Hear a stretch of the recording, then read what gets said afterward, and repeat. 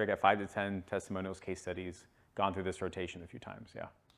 So a random question outside but still related to this. How do you stay focused on just this thing instead of other things like the shiny object stuff? Yeah, well done. Stay so focused on it. Well fucking done. You're reading my mind. Anybody know the Eisenhower matrix? Yeah. Tell me about it. It's urgent, semi-urgent, delegate, and delete. Anybody seen this before? I think so, yeah. Something like that, right? Here's like a very easy way of organizing your day. So you've got urgency, and you got importance. I want everyone to yell really fast. How many things throughout their day are urgent? Is everything urgent? Yes. Everything is fucking urgent all the goddamn time, right? All the time. Look at your phone, everything is urgent. There's reds and blues because people are most urgently responsive to those. Client complaints. Say what? Client complaints. Client complaints. Slack goes off, you're like, this fucking sucks.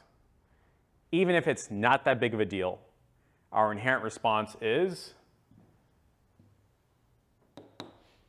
very urgent. Right over here, this line. Most times they're not important, or most times they are important. Not important. Not important at all. Would you say the vast majority of urgent things are not important? Like 90% of them, right? So they would go under here.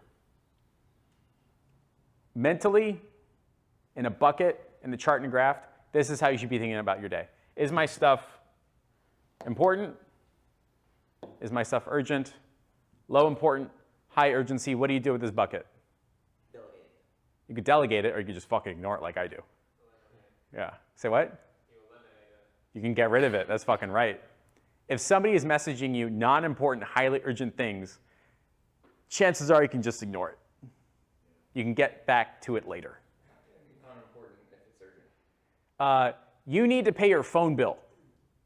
Why are you sending me a text message? I know it's automatic. Why is this a fucking notification? Hey, I want to let you know that I will be there next week. Okay, thank you. Yeah, okay, whatever, dude. Like, you don't have to message me that. Most of your emails, are they important or not? At all. So I'll give you an example of this. When you first announced this and I knew I wanted to make sure I was in the room, I was like, the moment he hits send on that post, it's going to sell out. And I got sales calls blocked up this whole day. I might miss it. I might not be able to attend. So I threw him a message like, Jeff, I got sales calls booked all day, but I really don't want to miss this thing. I was like, I'm worried I'm going to miss it. He was like, well, it's not until next week. I was like, I know it's not until next week, but I don't want to miss it now. Yeah. But it was like, your response was just like, you just completely took the air out of you. Like, so it's next week. Yeah, no biggie, right? Yeah. But that's kind of like high urgency, low importance. Yeah. No biggie. Once you start thinking about this, stuff will get categorized correctly, and then you can start thinking about it correctly. So Client complaints. we'll talk about that in a second. Yeah. So in the most extreme, you can eliminate, and you could argue that this should be delegate.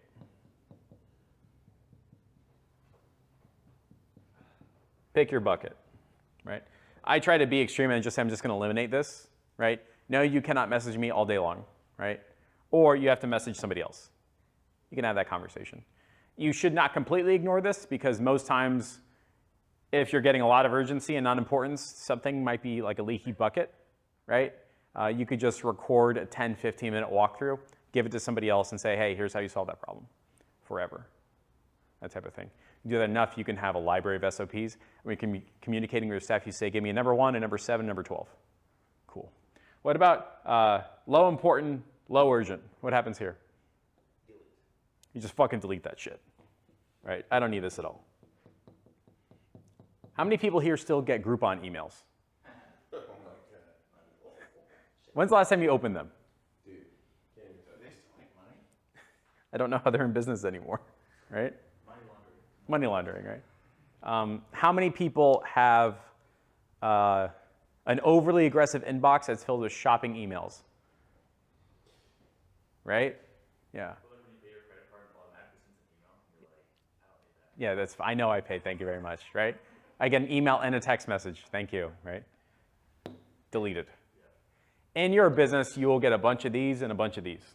Most because our brains are used to organizing this correctly, but not in the face of Slack, email, and social media notifications. Those are all specifically designed to get a response out of you. Every single one. Do you remember back in the day when like at 5 o'clock you clocked out? You're like, it's not my fucking problem anymore? Remember that stereotype? Like your dad would come home at like 5:30 and he'd say, that's not my fault, I'm off the clock. We used to do that very, very well. How could it be urgent?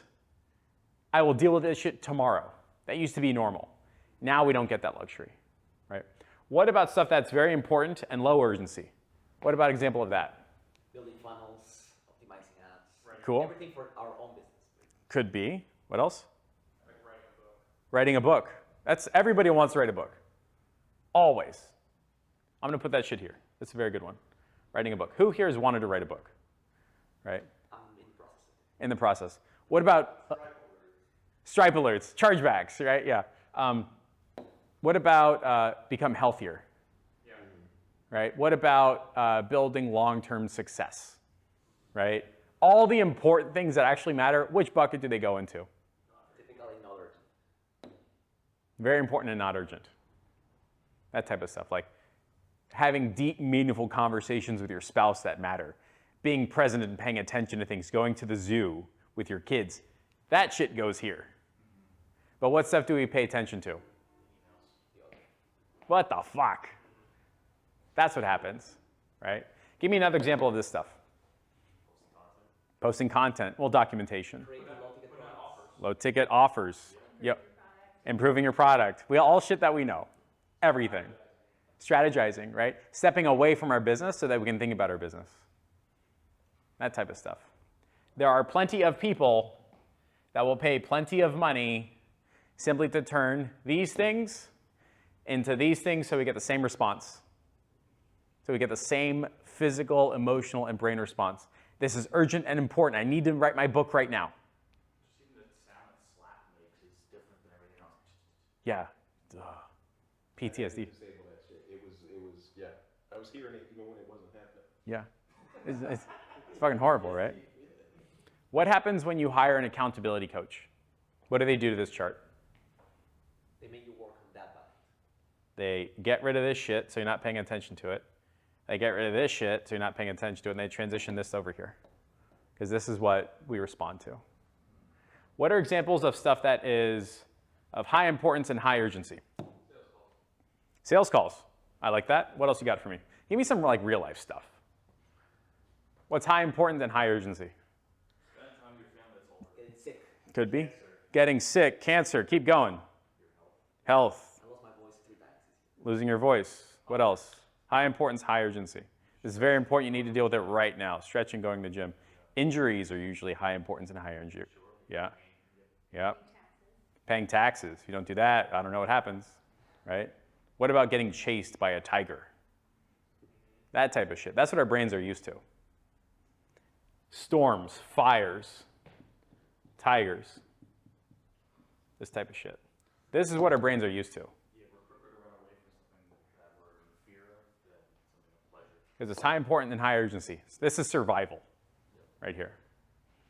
The more you can turn your book into tigers and books into whatever the fuck Slack notifications, the more success you're going to have. So this is how I think about your question. Where does that shiny object, which is an incorrect term, it's not a real justice language. Where would your new business initiative land on this? A new offer. Right now, it's currently in the book area. It's here, right? Do you have anything else going on? Tons of things. Tons of things. I think one of the things that I've noticed myself, and I can't speak for other people, but when all of a sudden like finances get a little bit tighter, and it's like we're able to produce the income that we needed, and we're out of whatever little situation. And you're like, why the fuck can't I do that all the time? What the fuck is that? It's because of this shit. So when you look at the very successful entrepreneurs, they always act like some conspiracy theorist is going to burn the world down, and they need to act like if we don't save the planet, the world is going to come to an end. They are in this bucket all the time. It's highly important and highly urgent. But you're not saying that that's a healthy space to occupy. I'm saying that it's a very unhealthy space to occupy all the time. Your adrenaline will burn out, your eyes will fade away, and you're just like, I'm exhausted all the time. So what happens is you can only do that for a little bit. But having a consciousness of where your shiny objects or new business ideas exist will feel great. Because you can go, I think this might be down here. Makes sense. Like it's like when I mean I've never been married, but I hear from married friends of mine that are like trying to get their relationship in check. All of a sudden, Tiger turns on, and like they're now trying to save something. Yeah. Tiger mode. Yeah. And God forbid we do that shit before it becomes a problem, right? Yeah. But that's just how our brains work because we're not supposed to exist in a digital world at all. Like the thing that is most present and most problem is the thing that's in front of your eyes right now. Not, right? And not the whole series of notifications and alarms that are going off 24/7.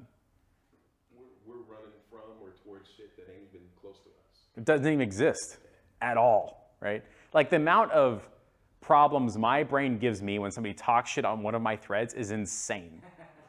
Like insane. I love your responses. Yeah, right? They're very personal. Like, I hate you and your family. Like that type of stuff. Like I just say that. Like, You're like, I'm happy to see your anger. yeah, like this is fantastic. Keep going, please, right? Like you should do better than your horrible career. So like, but the response of some idiot halfway around the world about me is directly in front of me. So what does my brain do? Like it's a fucking tiger. 20 years ago, he could be talking shit and I don't even know, right? Or I could just exit the room and everything is fine. So that's the problem. We're always exposed to everything and our brain doesn't know how to categorize correctly. It's a very difficult skill set. We call it in our house Frag. And it's a big purple monkey. Oh, I like that.